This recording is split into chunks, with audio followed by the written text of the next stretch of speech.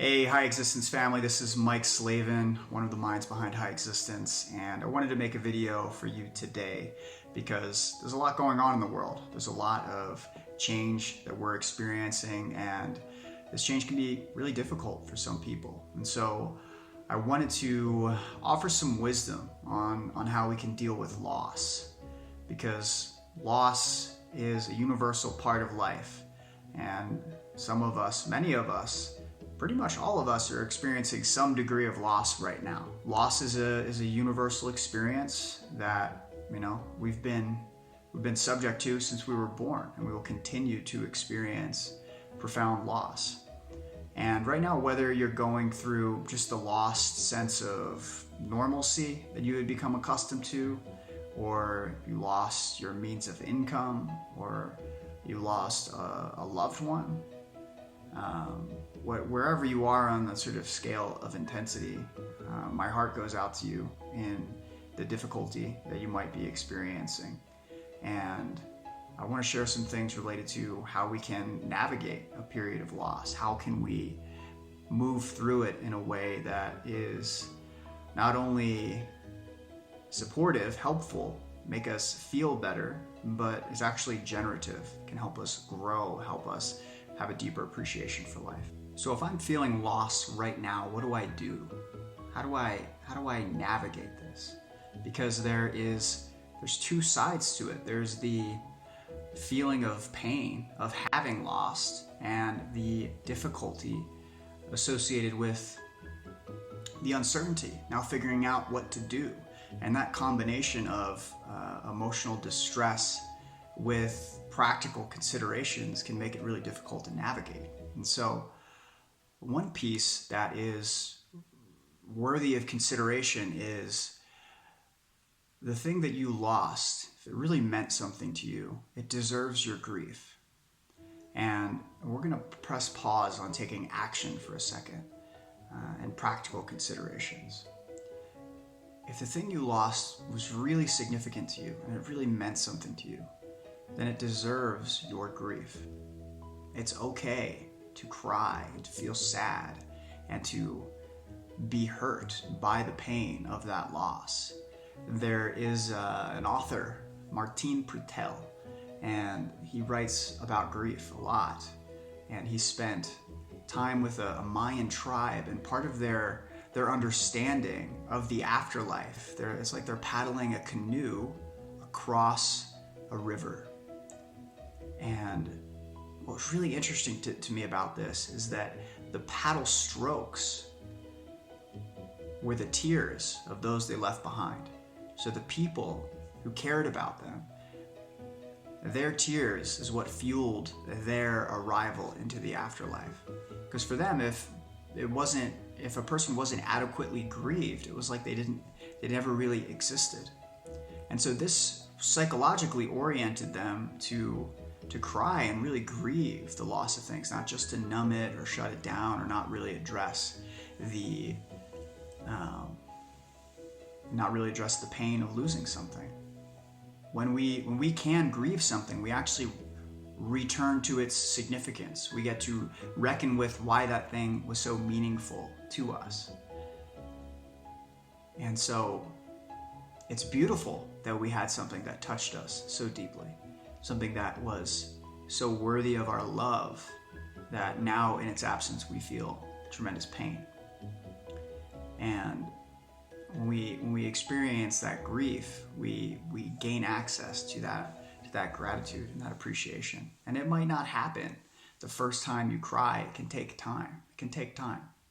So create space for that grief. Allow yourself to feel emotional about these things. It is not a sign of weakness.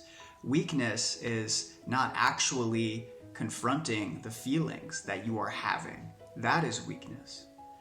But to embrace the impact that something had on you and allow yourself to experience that into your depths, there's tremendous gifts in that are waiting for you to claim if you can venture into that space and really feel it. Now, in terms of practical considerations, it can be really difficult because you're already going through a lot of emotions, and depending on the nature of your loss, there can be a lot of logistics to figure out. And so the best I can offer here is to really begin to downsize whatever it is that needs to be done, and just take that first step. So if you have a really large task in front of you and you're conceiving of it like this monumental thing you need to get done, it's gonna be much harder to begin to make progress on that thing. So begin to downsize it, chunk it down, and make it something that you could complete within a half hour, an hour, one little piece. And then just take the next step after that and the next step. And that will begin to build a momentum, and it will make that mountain feel much, much more approachable. So recently I put an article on High Existence that is a piece that Freud wrote many, many years ago. I think it was over 100 years ago now. And it's titled On Transience, and it's actually about a walk that he goes on with the poet Rilke. If you're not familiar with Rilke, he wrote Letters to a Young Poet, and it's just a brilliant mind. But these two knew each other, and they went on this walk, and Freud was commenting on how the amount of dismay that Rilke felt that winter was coming and all of the flowers that they were passing by in this garden would soon decay. And he just felt so upset by this. But Freud had a different perspective. Freud felt that just due to the loss of the flowers, it should not interfere with their ability to enjoy it. In fact, the scarcity, the fact that you couldn't enjoy these things forever, increases their value. It makes them more valuable than they otherwise would have been. And both of these perspectives have their merit. So whatever you've lost right now, it's totally okay to feel sad and upset and to feel a degree of grief because of this. Or maybe feel a lot of grief and to feel like Rilke felt over these flowers. Something beautiful dying is a sad affair. But there's also the side of Freud that, even though beauty passes on, that it doesn't mean it isn't to be appreciated right now in this moment. You see, there are all of these ways that we're going to be exposed to loss in our life. And that's actually not a bad thing. It's a difficult thing, but it's not a bad thing, because when you orient to it properly, it can endow your life with so much significance. So I want to read something to you by a man by the name of Jeff Foster that really encapsulates this and frames this nicely. You will lose everything: your money, your power, your fame, your success, perhaps even your memory. Your looks will go, loved ones will die. Your own body will eventually fall apart. Everything that seems permanent is absolutely impermanent and will be smashed. Experience will gradually, or not so gradually, strip away everything that it can strip away. Waking up means facing this reality with open eyes and no longer turning away. Right now we stand on sacred and holy ground. For that which will be lost has not yet been lost, and realizing this is the key to unspeakable joy. Whoever or whatever is in your life right now has not yet been taken away from you. This may sound obvious, but really knowing it is the key to everything, the why and how and wherefore of existence. Impermanence has already rendered everything and everyone around you deeply holy and significant, and worthy of your heartbreaking gratitude. Loss has already transfigured your life into an altar. Jeff Foster.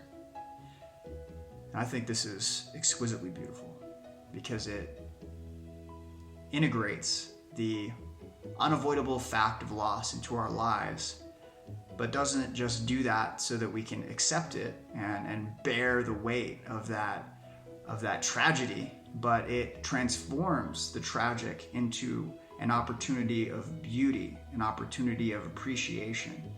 And it makes all of the things in your life that you have right now that you love deeply endowed with so much more richness, because you know at some point they will be taken away from you, or you taken away from them. And so on this day, they deserve tremendous appreciation, tremendous gratitude that they are, in fact, still here.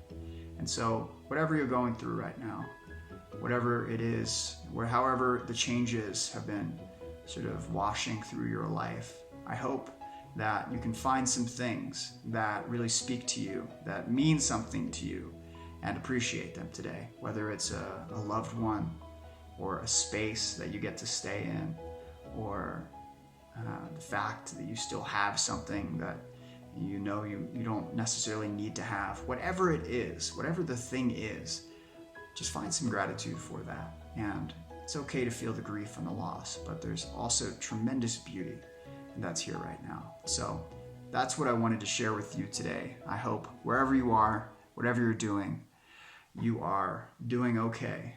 And I hope that you have people that you can lean on during this difficult time.